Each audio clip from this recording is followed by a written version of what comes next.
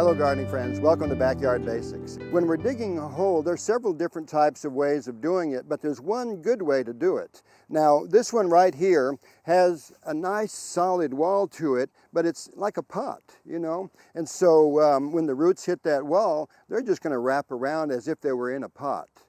The best thing to do is to make that an ugly hole, and you'll be chopping away at the edge of it.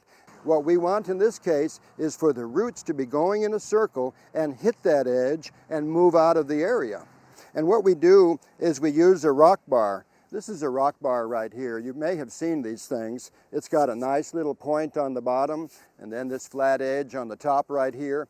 And so this is what you need to work in a soil like this one where you have some rock.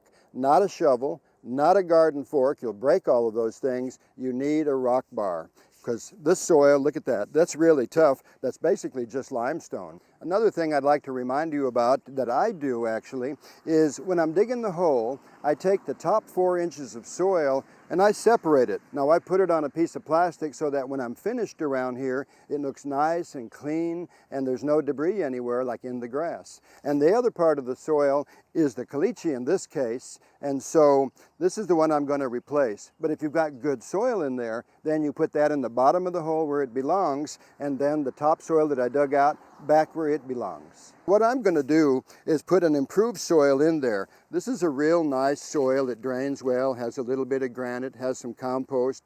Normally you don't put a soil like that down deeper into the hole. You usually return the soil, but there wasn't any. So in this case, I've got to put some good soil down there to get those roots off to a good start. The way to plant a shrub or a tree is to keep it elevated out of the soil. That's really important because if the crown of the plant is down in the soil, especially with the natives, but it's true about them all, they will rot down there. You ever put something in and it failed to grow very vigorously? It's because you probably had it too deep.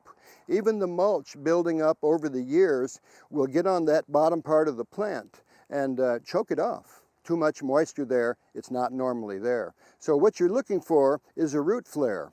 This should be visible. The root flare coming off of the plant should be visible. You can see right here that this one that I put in is elevated out of the soil. There is a little bit of distance right there, and the mulch is kept away from the plant. I don't want it to build up around there. So here are the rules.